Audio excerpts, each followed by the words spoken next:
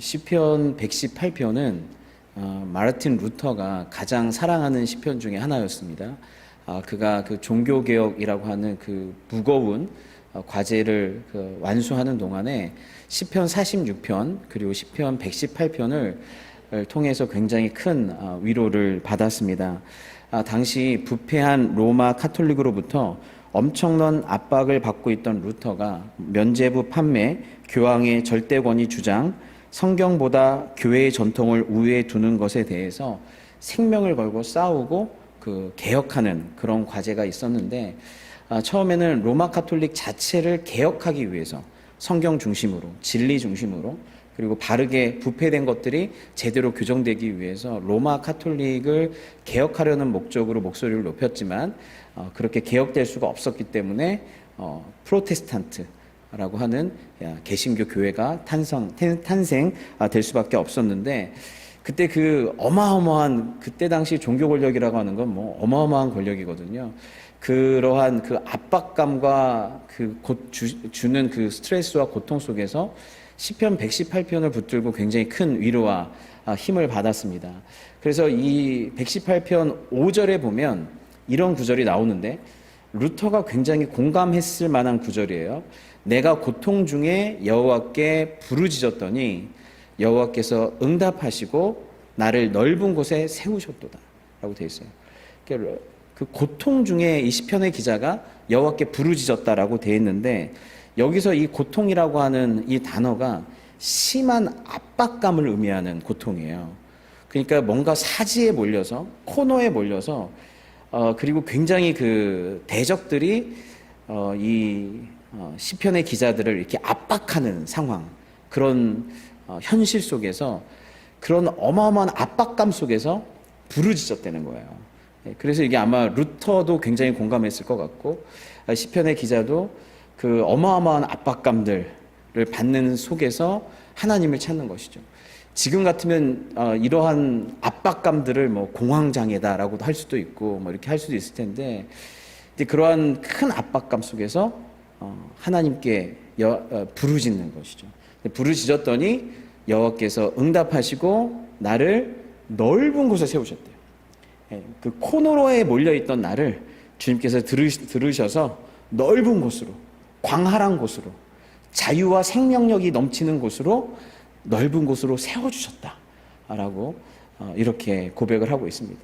그래서 어떻게 보면 코너에 몰리는, 그래서 모든 문들이 닫힌 것 같은, 그래서 이제는 모든 문들이 다 닫혀서 하늘문밖에 열려있지가 않아서 오직 하늘을 향해서만 부르짖는 그런 경우인 것이죠. 하지만 그것을 어떻게 보면은 주님께 피하고 오직 주님께 더 가까이 가는 그런 부르짖음 속에서 주님께서 응답을 하시는 것입니다. 그러면서 6절에 이렇게 8절에 이렇게 되어 있습니다. 오늘 말씀 8절부터 시작인데, 여호와께 피하는 것이 사람을 신뢰하는 것보다 나으며 여호와께 피하는 것이 고관들을 신뢰하는 것보다 낫도다. 그래서 대적들이 나를 코너로 몰았지만, 여러 가지 상황이 나를 코너로 몰았지만, 나는 코너에 몰린 쥐가 아니라 나는 여호와께 피하고 있다, 이렇게 얘기하고 있는 거예요. 그 믿음의 눈으로 보지 않으면 다 내가 코너에 몰린 것처럼 보이지만, 나는 그 누구보다도 여호와께 가까이 피하고 있다. 간절히 주님을 찾고 있고 주님께로 달려가고 있다. 근데 여호와께 피하는 것이 사람을 신뢰하는 것보다 나으며 여호와께 피하는 것이 고관들을 신뢰하는 것보다 낫도다 라고 되어 있어요. 그러니까 여호와를 피하는 것과 무엇이 연결되어 있는 거예요? 신뢰하다가 연결되어 있는 거예요. 그러니까 여호와를 신뢰함으로 여호와께 피하는데, 바위나 큰 폭풍 속에서 높은 바위 뒤에 몸을 숨기는 것 같이 그렇게 숨기는 것을 여기서 피하다 이렇게 하는 거거든요. 그러니까 주님께 피하려면 주님을 신뢰해야 되는 것이죠. 그래서 주님을 신뢰함으로 주님을 이렇게 피하는 이런 행동을 우리는 이렇게 많이 표현하죠. 주님을 의지한다. 주님을 의지한다. 그래서 저희가 주님을 의지하려면, 그래서 주님께 피하려면 어떻게 해야 돼요? 주님을 신뢰해야 돼요. 주님을 신뢰해야 주님께 피하고, 주님을 신뢰해야 주님께 전적으로 의존할 수가 있는 것이죠. 그러기 위해서 우리는 하나님께 의지합니다 라고 하려면 제가 주님을 신뢰합니다 라는 말과 같은 말이에요. 그래서 제가 하나님 의지합니다 이 말은 제가 하나님의 어떤 걸 신뢰한다는 거거든요. 근데 어떤 걸 신뢰하냐면요, 하나님의 주권을 신뢰합니다. 하나님의 주권이라고 하는 건 오늘도 찬양했지만, 하나님의 주권은 좀 쉬운 말로 모든 것이 하나님 손 아래에 있습니다 라는 거예요. 내게 일어난 모든 일이 하나님의 허락하심, 그리고 하나님의 계획, 하나님의 인도하심과 큰 그림 안에 있습니다. 내 삶은 그냥 우연히 던져진 존재인데 하나님의 도움으로 그때그때마다 도움을 받는 존재가 아니라, 나라고 하는 존재를 주님이 아실 뿐 아니라 내 삶 전체에 대한 하나님의 주권적 개입이 있다는 거예요. 그래서 창세 전에 주님이 나를 아시는 거예요. 창세 전에 나를 아시고 나에 대한 계획이 바다의 모래보다 많으신 주님께서 나를 향한 특별한 계획 안에 내가 있다라는 거, 하나님의 손 아래 내가 있다는 거예요. 그렇기 때문에 하나님의 주권을 인정하는 것이 기독교 신앙의 가장 중요한 반석이거든요. 이게 흔들리면 안 돼요. 내가 주님 손 아래 있고 하나님의 계획 아래 있고 모든 것이 하나님의 허락하심과 계획하심과 하나님의 안 된다고 하시면 절대 할 수가 없는 그런 거예요. 그래서 내게 일어난 모든 것들이 하나님의 주권 속에서 일어났다고 하는 걸 믿어야만 우리는 현실을 받아들일 수가 있어요. 이해할 수는 없어도 현실을 받아들일 수가 있어요. 그래서 주님의 뜻이 무엇입니까?를 물어보는 거예요. 우리는. 왜냐하면 하나님의 주권을 믿기 때문에 나를 향한 하나님의 뜻이 있다고 믿는 거거든요. 그러니까 주님 저를 향한, 제가 주님의 주권을 믿는다는 거. 하나님, 그래서 주님 저를 향한 하나님의 뜻은 무엇입니까? 그리고 또 한 가지는 뭐예요? 그렇게 묻다가 하나님의 뜻이 어떤, 하나님의 뜻을 발견하게 되면 이렇게 하죠. 주님의 뜻이거든. 주님의 뜻이거든. 우리 예수님께서 기도했던 것처럼, 주님 정말 이거 없애주세요. 지나가게 해주세요. 저한테 안 오게 해주세요. 하지만 주님은 어떻게 해요? 주님의 뜻이거든. 예수님이 하나님의 주권에 무릎 꿇고 그 하나님의 주권을 받아들이는, 만왕의 왕이신 예수님이 하나님의 주권 앞에서 수용하는, 예수님도 하나님의 뜻이거든 하고 무릎을 꿇었는데 우리가 무슨 용가리 통뼈라고 그래서 하나님 뜻은 제가 모르겠고 우선 저희 뜻은 이겁니다라고 관찰할 수가 있겠어요. 그러니까 하나님의 뜻이거든 하고 무릎을 꿇는 거예요. 근데 우리가 하나님의 뜻이 모를 수도 있어요. 그게 하나님 뜻인지 아닌지 모를 수도 있어요. 그럴 때 또 하나님을 신뢰할 필요가 있어요. 그게 저희가 하나님의 뜻을 100% 모르지만 저를 향한 하나님의 뜻이 선하시고 인자하시고 가장 지혜롭다는 걸 믿습니다. 예. 하나님의 뜻을 모를 때 믿음이 더 필요해요. 하나님의 뜻을 모를 때 믿음이 더 필요하다고요. 더 하나님을 의지하게 된다고요. 제가 하나님의 뜻을 다 모르지만 어떻게 알겠어요? 하나님의 뜻을 100% 다 알겠어요. 그러니까 조금씩 아는 거죠. 나중에 다 퍼즐처럼 모아지겠죠. 하지만 100% 다 모르지만 지금 이 수준으로는, 이것밖에 안 세월로는 제가 다 몰라요. 내가 어느 수준에 도달해야 되고 내가 뭘 다 겪어봐야 나중에 알게 될 거예요. 뒤로 돌아봤을 때 알게 될 거예요. 지금 다 모르지만 지금 너 나를 신뢰할 수 있겠냐? 네가 다 몰라도, 다 이해 안 돼도 너 나를 신뢰할 수 있겠냐? 라고 주님은 우리의 뭘 보는 거예요? 항상 믿음을 보시는 거예요. 주님을 신뢰하는 믿음. 그래야 주님을 신뢰해 어떻게 해요? 의존할 수 있는 거예요. 하나님을 의지할 수 있는 거예요. 그래서 우리는 하나님의 주권을 믿어야 우리 인생과 삶을 받아들일 수 있고 그 속에서 더 전적으로 주님을 의지할 수 있어요. 그리고 우리는 주님의 능력을 믿어요. 모든 상황을 역전시킬 수 있는, 바꾸실 수 있는, 변화시킬 수 있는 그 주님의 능력, 주님의 약속과 계획을 나는 못 이루고 세상은 못 이루더라도 주님은 말씀대로 모든 것들을 결국 이뤄내실 거라고 하는 하나님의 능력과 실력을 저희는 믿습니다. 예. 그래서 기독교만큼 의지의 종교가 없어요. 다른 종교를 보세요. 다 니하게 달렸다. 다 너하게 달렸으니까 우리의 의지를 자극해요. 근데 기독교는 전적으로 하나님을 의지하는 게 신앙이에요. 이게 달라요. 하나님의 능력을 믿어요. 세 번째는 하나님이 나를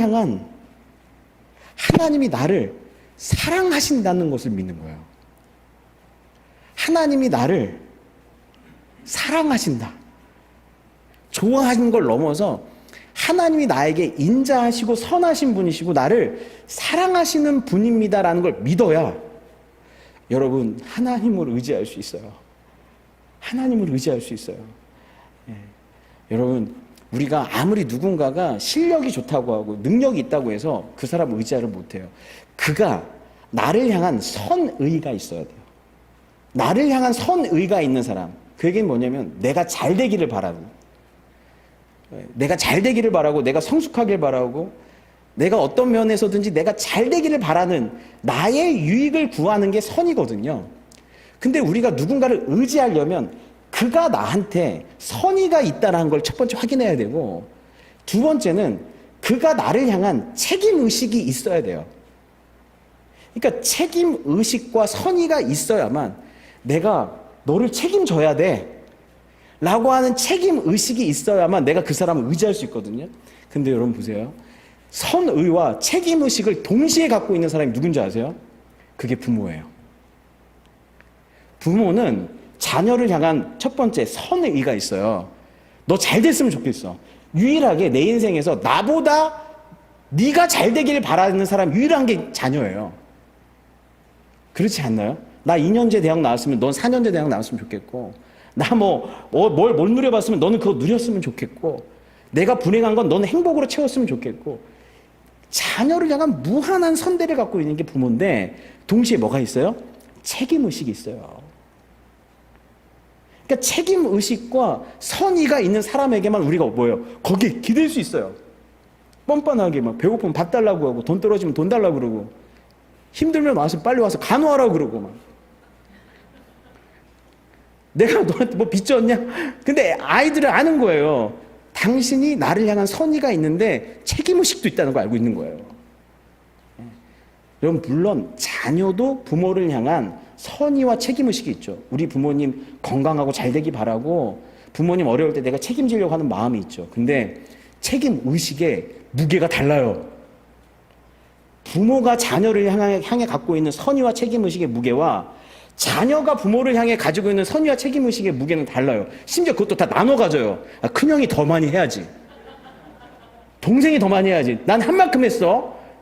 우리는 부모는 주고 더 줘도 못 해준 것만 생각을 해요. 준 거 금방 까먹고 못 해준 것만 생각해. 자녀는 조금 해준 거 아직도 저는 7년 전에 아버지 시계 해준 걸 아직도 기억하고 있어. 불효막심하게. 비싼 시계도 아니야. 비싼 시계도 아니야. 근데 그거 차고 있나 안 차고 있나 이렇게 보고 있고. 비싼 것도 아닌데. 근데 부모님은 저한테 해준 거 한 기억도 안 나시는 것도 많아요. 너무나 많아요. 그러니까 우리가 누군가를 의지하려면 그분이 뭐가 있어야 돼? 나를 향한 책임의 관계가 있어야 되고 나를 향한 선의가 있어야 돼요. 근데 부모라도 책임의 의식이 있는 부모라도 선의가 없는 부모도 있어요. 그러면 자녀가 못 기대요. 그런데 그래서 여러분 우리가 하나님을 아버지로 부를 수 있다는 게 이 엄청난 은혜인 거예요. 하나님 아버지, 너 이렇게 기도해? 하늘에 계신 우리 아버지요. 이렇게 기도하라. 그 능력의 하나님, 모든 주권과 통치와 능력의 그 하나님이 나의 아버지입니다라고 그렇게 하나님 불러 하나님 이제 아버지로 불러. 하나님 아버지로 부른다는 건 뭐예요? 하나님은 나를 향한 선의가 있으시고 나를 향한 책임의식을 갖고 있으시다는 거예요. 나를 향한. 그렇기 때문에 우리는 무슨 기도를 하든 이 기도가 이렇게 저렇게 응답될 수밖에 없다라고 확신을 갖고 하나님 앞에 매달리는 거예요. 우리가 부르는 그분이 내 아버지니까 그 기도를 의지할 수가 있는 거예요. 선의와 책임감을 갖고 계신 거예요. 그래서 하나님의 주권, 능력, 무엇보다도 나를 향한 선의와 책임이 있기 때문에 우리가 그분을 의지하고 신뢰하는, 그 어떤 것보다도 신뢰하는 것이 낫도다.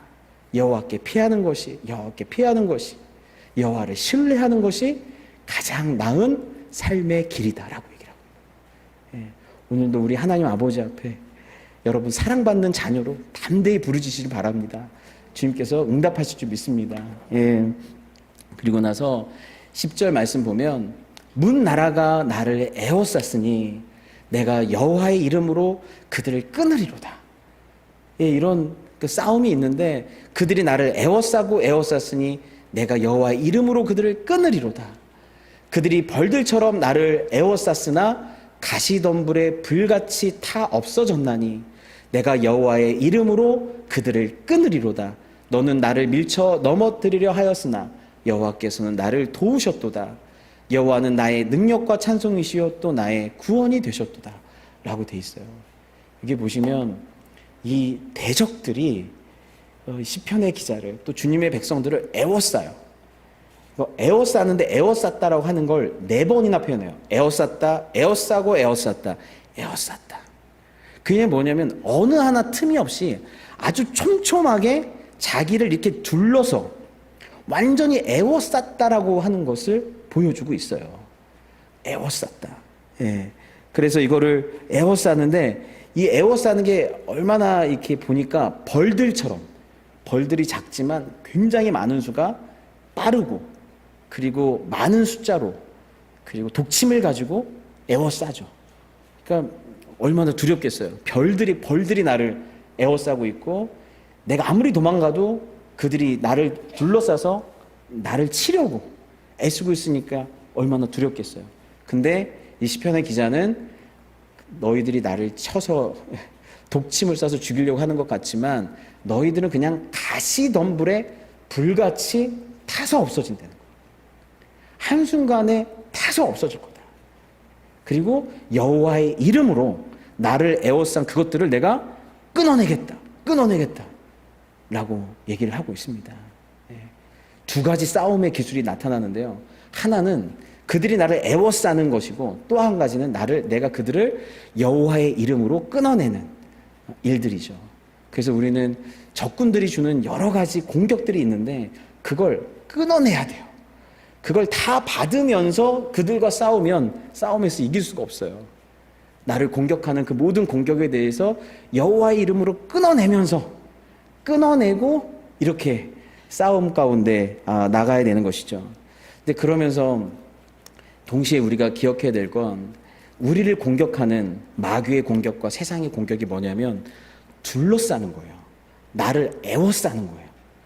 여러분의 인생에서 어떤 어려움이 있다고 할 때 그냥 어려움이 툭 찾아오는 게 아니라 내 삶의 어떤 것들이 이렇게 둘러싸는 경우가 있어요. 완전 나를 포위하는 경우가 있어요. 그래서 이렇게 둘러싸서 나의 숨통을 조여오는 둘러싸움이 있고 동시에 내가 어디로 피해도 결국에는 그 문제로 돌아오는 둘러싸움이 있어요. 그래서 제가 이거 묵상해 봤어요. 우리를 둘러싼 마귀의 공격과 세상의 공격이 무엇이 있을까? 그래서 지금 마귀도 엄청난 전략을 갖고 우리랑 싸우는 거거든요. 근데 첫 번째로요, 우리를 둘러싸고 있는 것 중에 하나가 뭐냐면 그게 두려움이에요. 두려움, 염려, 걱정 이런 거 있죠. 이게요, 우리를 둘러싸고 있어요. 모든 사람들이 지금도 돈 걱정, 건강 걱정, 자녀 걱정, 미래 걱정, 나라 걱정, 연예인 걱정, 한국 축구 걱정, 옛날에 그냥 내 먹고 살 걱정만 하면 됐거든요. 지금은 진짜 걱정이 태산이에요, 지금. 내가 해야 될 걱정이 한두 개가 아니에요. 지금 한국 축구부터 시작해가지고 지금 걱정할 게, 예, 지금 뭐 민주당이 됐든 국민의힘이 됐든 지금 걱정할 게 한두 가지가 아니에요. 그러니까 걱정이 나를 이렇게 둘러싸고 있어서 내가 이 걱정을 피해서 도망가면 또 다른 걱정이 오고, 이 걱정을 피해서 돌아오면 다른 걱정이 오고, 이제 앞으로 또 AI가 뭐 미래를 뭐 어떻게 한다고 하는데 그것도 또 걱정이고.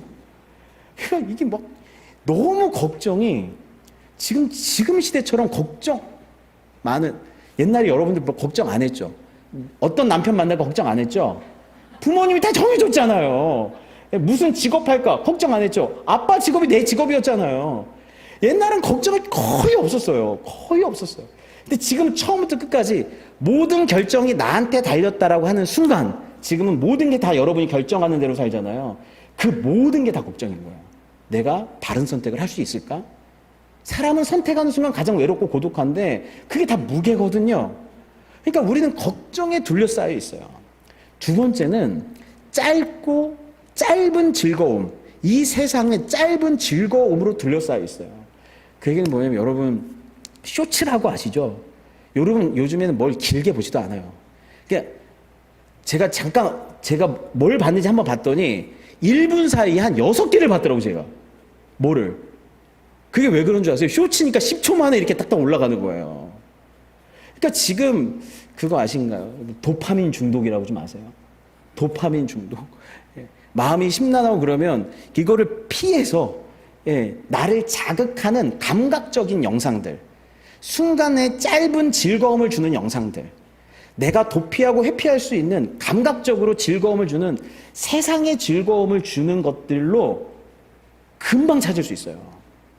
그래서 이 핸드폰을 갖고 있다고 하는 것은 세상에 짧은, 이 세상의 어떤 도파민 중독에 빠질 수 있는 그것이 나를 둘러싸고 있다라고 보시면 돼요. 그러다 보니까 하나님 앞에 잠잠히 머무르는 거를 못해요. 예. 잠잠히 머무는 걸 못해요. 심심할 틈이 없어요. 삶이 어떤 모든 것이 내 눈과 시선을 사로잡을 것들로 가득 차 있어요. 하나님을 바라봐야 될 마진, 여유, 여백이 있어야 되는데 내 삶이 그 어떤 별로 좋지도 않고 깊은 즐거움을 주지도 않을 만한 짧고 순간적인 도파민을 자극하는 그러한 즐거움을 주는 세상 것들로 가득 차 있어서 내 영혼이 잠잠히 하나님을 바라며 할 틈이 없어요. 무언가로 가득 차 있어요. 그래서 아무 일도 안 하는데 다 바빠요. 뭔가 다 꽉 차 있어요. 엘리베이터에 사람이 꽉 차 있는 것처럼 내 삶이 뭔가로 꽉 차 있어요. 둘러싸져 있어요. 쓸데없는 즐거움들로. 세 번째는 뭘로 둘러싸져 있어요? 예, 우리가 다른 사람의 삶을 들여다볼 수 있죠. 예, 이 시대는 비교 의식. 예, 항상 내 삶을 다른 사람과 비교할 수 있어요. 예, 우리나라뿐만 아니라 다른 나라와도 비교할 수 있고, 다른 사람의 성공, 다른 사람의 가정, 다른 사람의 기쁨, 이런 것들과 다 비교할 수 있어서 누군가를 비교하는 의식들과도 다 둘러싸여 있는 상황인 것입니다. 그래서 우리는 이렇게 두려움, 비교, 세상이 주는 어떤 즐거움에 둘러싸여 있는데 이걸 뭐예요? 여호와의 이름으로 끊으리로다. 여호와의 이름으로 끊으리로다. 나를 두렵게 하는 거. 예, 내가 도망치는데 주님께 도망치는 게 아니라 세상의 단편적인 즐거움으로 들어가는 나의 쾌락. 예, 그리고 또 뭐예요? 누군가와 막 비교하는 그 마음. 이 세계 안에 안 걸린 분이 아무도 없어요. 다 걸려 있어요. 이게 우리를 둘러싸고 있는 것들이기 때문에 그래요. 여호와의 이름으로 끊으리로다, 끊으리로다. 어떻게 끊어요? 여호와의 이름으로. 여호와께서, 주님께서 그 자리를 대체하셔야만 끊어지는 거예요. 우리가 끊어낸 그 자리를 주님이 대체하셔야 돼요. 우리가 끊어낸 세상의 즐거움의 자리를 주님으로 말미암는 기쁨으로 채워야 되는 거예요. 우리가 끊어낸 그 두려움의 자리를 주님이 주시는 평강으로 채워야 되는 거예요. 우리가 끊어낸 그 비교의 자리를 주님이 주시는 절대 가치로 채워야 되는 거예요. 비교적인, 누군가와 비교하고 상대적인 것이 아니라, 여러분, 이 시대는요, 모든 게 다 상대적이에요. 절대 가치라는 게 없어요. 다 다른 사람과 비교하고, 그럼 너는 너고 네 의견이고 나는 내 의견이고, 비교하거나 아니면 따로따로예요. 그건 무슨 뜻이에요? 절대 가치가 다 무너졌다는 뜻이에요. 그런데 절대 가치가 없는 상대적인 것을, 다양성은 존중하지만 끊어내고 뭐예요? 주님의 절대 가치로 채우는 거예요. 주님이 주시는 기쁨으로 채우는 거예요. 이런 것들을 끊어낸 자리를 하나님의 것들로 채움으로 말미암아서 여호와의 이름으로 끊어내고 채워낼 것이다 라고 말하는 저와 여러분 되시기를 바랍니다. 그래서 이렇게 말씀이 15절에 이렇게 돼요. 여호와는 나의 능력과 찬송이시요 또 나의 구원이 되셨도다. 끊어낸 자리를 지금 주님으로 찬양하고 있고요. 의인들의 장막에는 기쁜 소리, 구원의 소리가 있으며 여호와의 오른손이 권능을 베푸시며 여호와의 오른손이 높이 들렸으며 여호와의 오른손이 권능을 베푸시는도다. 이 14절에서 16절에 이 노래가요, 이 시편의 기자가 어떤 노래를 발췌해서 갖고 온 거예요. 이 노래가 출애굽기에 나오는 뭐예요? 홍해에서 이스라엘 백성이 불렀던 노래예요. 이 노래가 여호와는 나의 찬송과 능력이시다. 그리고 주님의 오른손이 권능을 베푸셨다. 이게 뭐냐면 홍해의 노래예요. 홍해는 뭐예요? 홍해에서, 그 바다에서 애굽 백성이, 애굽 군대가 다 수장당하고 나서 나를 구원하신 그 노래죠. 이게 홍해의 노래죠. 주님께서 애굽을 완전히 끊어내신 거. 물리적으로 애굽을 완전히 끊어내시고 오직 주님으로 채운 그 노래가 홍해의 노래예요. 그러니까 결국 이 노래를 부름으로 말미암아서 주님, 내 안에 애굽이 끊어지고, 애굽이 주는 기쁨 끊어지고 주님이 주시는 기쁨으로 애굽이 주었던 그 우상들 끊어지고 주님만을 예배하고, 애굽이 주는 그 모든 것들을, 가치들을 다 끊어내고 주님이 주시는 가치로만 채우고 주님을 노래하는 거예요. 그래서 이 노래는 끊어짐에, 그리고 오직 주님으로 채워짐에 대한 그 홍해의 노래를 지금 여기서 부르고 있는 거예요. 그러면서 이제 17절에 이렇게 얘기해요. 내가 죽지 않고 살아서 여호와께서 하시는 일을 선포하리로다. 이 대적과의 싸움이 너무너무 치열했기 때문에, 정말 너무 싸움이 치열하면, 주님 차라리 그냥 죽음으로 저를 평안하게 해주세요 라고 얘기할 수도 있어요. 근데 여기 이 시편의 기자가 내가 죽지 않고 살아서 여호와께서 하시는 일을 선포하리로다. 삶의 의지를 불태우고 있어요. 내가 살 거예요, 주님. 죽지 않고 살 거예요. 왜냐하면 여호와의 이름을 선포하고 싶어요. 내 삶의 이유가, 주님, 제가 아직도 이 애국 같은 세상을 더 즐길 게 남았는데, 너무 빠릅니다가 아니라 죽지 않고 살아서 누구의 이름을 선포하고 되고 싶다는 거예요. 여호와께서 행하시는 일을 선포하고 싶습니다. 주님께서 행하신 일을 내가 노래하고 간증하고 싶습니다. 그런 의미에서 원수를 이기고 생명을 주시고 승리하신 주님의 이름을 찬양하고 싶어서 죽지 않고 살아서 여호와께서 하신 일을 선포하겠다라고 얘기하고 있어요. 근데 구약의 관점에서는 죽지 않고 살아야만 하나님의 이름을 선포할 수 있어요. 왜냐하면 죽은 자는 말을 못하고 침묵하기 때문에 오직 산 자만이 주님을 찬양할 수 있다라고 생각했어요. 근데 신약의 관점에서는 죽어서도 여호와의 이름을 선포할 수 있어요. 신약의 관점에서는 죽음을 통해서도 하나님께 영광 돌릴 수 있어요. 그래서 요한복음 21장 18절 19절에 보면 내가 진실로 진실로 내게 이르노니 내가 젊어서는 스스로 띠띠고 원하는 곳으로 다녔거니와 늙어서는 내 팔을 벌리리니 남이 내게 띠띠우고 원하지 않은 곳으로 아니하는 곳으로 데려가리라. 젊어서 네가 원하는 대로 다 됐지만 이제 늙어서는 이제는 나에 의해서 끌려다닐 건데 19절 이 말씀을 하심은 베드로가 어떠한 죽음으로 하나님께 영광을 돌릴 것을 가리키심이로다. 이 말씀을 하시고 베드로에게 이르시되 나를 따르라 하시니. 그래서 예수님께서 십자가에서 죽으심으로 한 알의 밀알로 수 없는 열매를 맺으시고 하나님께 영광을 돌린 것처럼 베드로도 자기의 죽음으로 하나님께 영광을 돌리고 스데반도 자기의 죽음으로 영광을 돌리고 수많은 순교자들도 자기의 죽음으로 하나님의 백성들도 죽음으로 영광을 돌려서 이제는 살아서도 주님의 이름을 선포하고 죽어서도 주님의 이름에 영광을 돌리는, 그래서 바울은 내가 사나 죽으나 주님의 것이로다 라고 얘기하고 있어요. 그래서 우리는 주님, 제가 죽어서도 또 살아서도 주님의 이름을 영광스럽게 선포하고 싶습니다 라고 고백하는 저와 여러분 다 되시기를 바랍니다. 예, 그러면서 18절에 여호와께서 나를 심히 경책하셨어도 죽음에는 넘기지 아니하셨도다.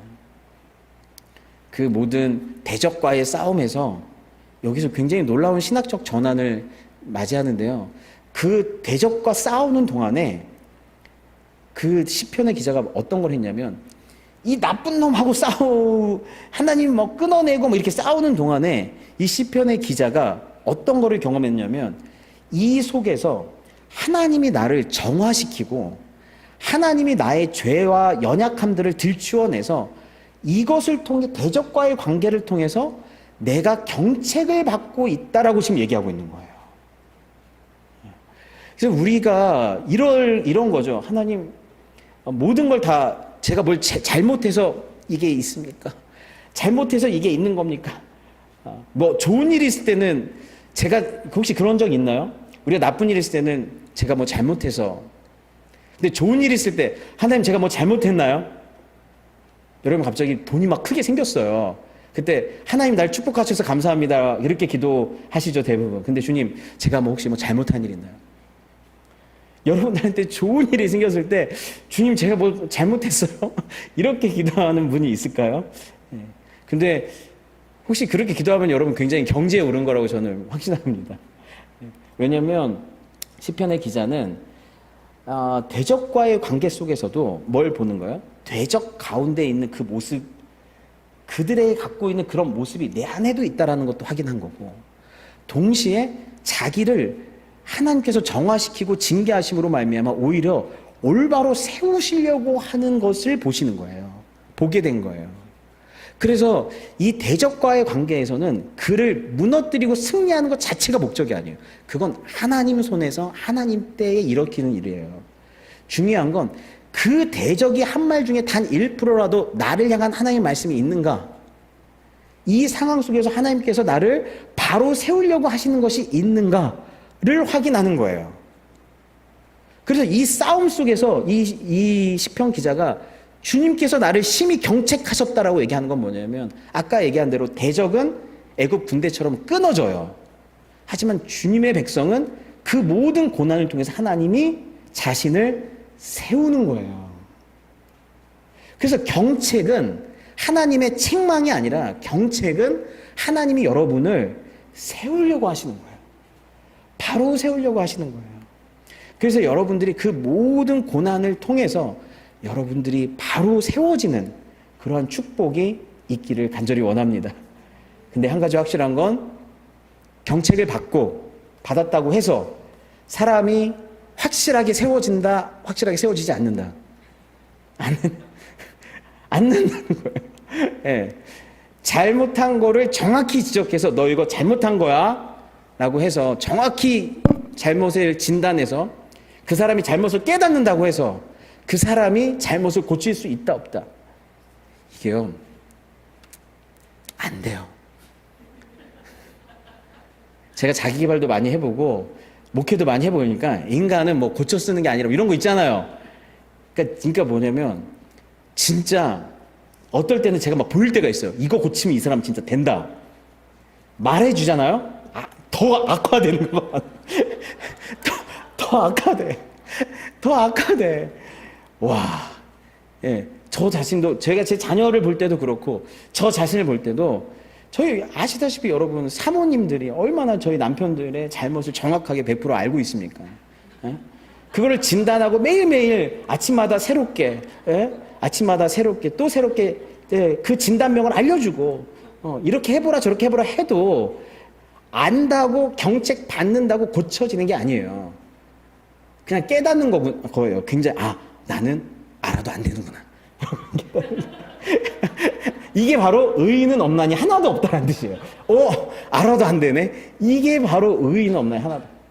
제가 이거 여러분, 특별히 수예배 나왔으니 여러분한테 말씀드리면, 제가 옛날에 감정 치유라고 하는 걸 배웠어요. 그러니까 그걸 감정 코칭이라는 걸 배웠는데, 이렇게 감정의 혈자리가 있는데, 우리 전문가가 있는데 죄송합니다. 혈자리가 있어요. 두려움 있으면 어디를 두드리면 되고, 뭐 불안이 있으면 어디를 두드리면 되고, 욕심이 있으면 어디를 두드리면 되는, 그 수치심이 있으면 어둠을 두드리는, 그러면서 거기를 두드리면서 어떤 주문 같은 걸 외우면서 다 푸는 게 있어요. 이제 제가 그걸 뭐 3급 과정까지 해서 마스터 이제 자격증까지 다 떴어요. 그래서 어떠한 감정에 문제가 있으면 제 손을 들어 두드리기만 하면 끝나는 거야. 두드리기만 하면. 여러분, 제가 그 정도 경지까지 갔어요. 두드리기만 하면 다 끝나는 거예요. 근데 제가 얼마나 깜짝 놀랐냐면, 제가 한번 감정적 침체를 한번 딱 경험한 적이 있는데, 그냥 여기를 들어 제가 그걸 두드리고 배운 대로만 하면 감정이 쫙 풀려요. 근데요, 여기에서 여기 올 힘이 없어요. 안 해! 짜증 날 거야, 그냥 나는. 여기에서 여기 오는 힘이 없는 거예요, 내가. 와, 알아도 안 되는구나. 알아도 안 돼. 그래서 제가 누구한테 뭐, 이렇게 좀 해보세요. 왜 이렇게 의지가 박약합니까? 이런 얘기를 못 해, 내가. 인간이라고 하는 게 어떤 순간에는 여기서 여기 올 힘이 없는 거예요. 힘이 없는 거예요. 그러니까 우리는 누가 필요한 거예요? 주님을 찾을 수밖에 없어요. 구원자가 필요한 거예요. 진짜로. 진짜로. 그래서 그 다음 구절이 이렇게 나와요. 내게 의의 문들을 열지어다. 내가 그리로 들어가서 여호와께 감사하리로다. 세상 사람들은 이게 의로운 길이다, 의로운 길이다, 이거 하면 의의 길이다 다 하는데, 그리고 가서 여호와께 감사하리로다. 그런데 이는 여호와의 문이라 의인들이 그리로 들어가리로다. 그런데 오직 의의 문은 여호와의 문 하나밖에 없어요. 여호와의 문 하나밖에 없는데, 그 여호와의 문은 그 의인만 들어갈 수 있는 문이에요. 저 같은 사람은 절대 못 들어가요. 네. 아무도 자기 의로 들어갈 수 있는 사람 아무도 없어요. 경책 받아가지고 자기를 고쳐서 들어갈 수 있는 사람 아무도 없어요. 우리가 경책 받아서 깨닫고 스스로를 고칠 수 있어서 들어갔으면 산상수훈만 10번 하셨다가 그냥 가시면 돼요. 주님은 승천하시면 돼. 십자가에 죽으실 필요도 없어. 근데 니네들은 산상수훈을 아무리 얘기해봤자 안 될 인간들이다. 그래서 예수님이 뭐예요? 그 말씀을 본인이 다 이루시고 십자가에 죽으시고 가신 거예요. 죽으시러 오신 거예요. 그래서 여호와의 문을 누가 열어요? 들어갈 수 있는 사람 오직 예수님밖에 없는 거예요. 그래서 주께서 내게 응답하시고 나의 구원이 되셨으니 내가 주께 감사하리로다. 그 문은 의인들이 들어갈 수 있는 게 아니라 나를 구원하신 예수께서 그 문을 열어주셔야만 들어갈 수 있는 거예요. 그래서 히브리서 말씀, 그래서 22절에 건축자가 버린 돌이 집 모퉁이의 머릿돌이 되었나니, 내가 자기 의로, 자기 공로로, 자기 힘으로 나는 의의 문에 들어갈 수 있다라고 하는 사람들이 예수님을 버렸대요. 자기 의로 주님께 나아갈 수 있다고 하는 사람이 예수님을 버리는 거예요. 근데 예수님의 버림받으심으로 말미암아 이는 여호와께서 행하신 것이요 우리 눈에 기이한 바로다. 이날은 여호와께서 정하신 것이라 이날에 우리가 즐거워하고 기뻐하리로다. 예수님이 버림받으심으로 우리가 그 문으로 들어가게 됐다는 거예요. 그래서 히브리서 말씀에 같이 한번 읽겠습니다. 10장 19절 20절 시작. 그러므로 형제들아 우리가 예수의 피를 힘입어 성소에 들어갈 담력을 얻었나니 그 길은 우리를 위하여 휘장 가운데로 열어놓으신 새로운 상길이요 휘장은 곧 그의 육체니라. 하나님께 갈 수 없는 의인만 통과할 수 있는 그 문을 주님께서 열어 제끼신 거예요. 자기 육체를 찢으심으로, 자기가 대신 죽으심으로 그 문을 열어놓으신 거예요. 그래서 형제들아 우리가 예수의 피를 힘입어 성소에 들어갈 담력을 얻었다. 주님께 여호와의 문으로 들어가서 주님의 나라로 들어갈 수 있게 됐다는 거예요. 예수의 이름으로, 예수께서 버려지심으로. 그러므로 우리는 최선을 다하셔야겠지만 결국 제일 본질은 뭐예요? 예수의 이름, 예수님의 이름으로 나아가는 거예요. 주님을 부르짖으면서 나아가는 거예요. 그분을 믿고 신뢰함으로 나아가는 거예요. 예. 그래서 25절에서 26절에 여호와여 구하옵노니 이제 구원하소서. 여호와여 구하옵노니 이제 형통하게 하소서. 이게 뭐예요? 구하옵노니 이제 구원하옵소서. 호시아나. 호산나가 여기서 나오는 거예요. 호시아나 호시아나. 예, 호시아나가 뭐냐면 부디 구원하소서 이런 뜻이거든요. 예, 원컨대 부디 구원하소서, 이게 호시아나라는 뜻이에요.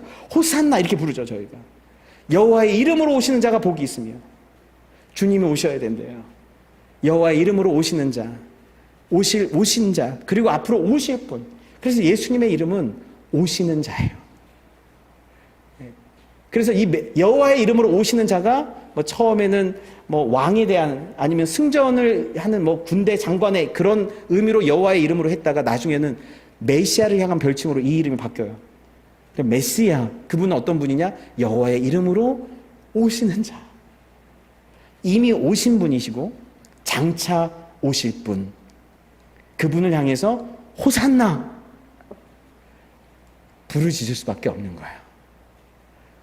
그래서 여러분들이 어떤 상황에서도 여호와께 피하고 여호와를 신뢰함으로 호시아나 이제 구원하옵소서, 부디 구원하옵소서, 저를 벌떼 같은 이 나를 에워싸는 공격, 그리고 부족한 나의 인생 속에서 주님 저를 구원하옵소서 라고 부르짖는 저와 여러분, 그리고 주님께 응답을 받는 저와 여러분이 되실 줄을 믿습니다.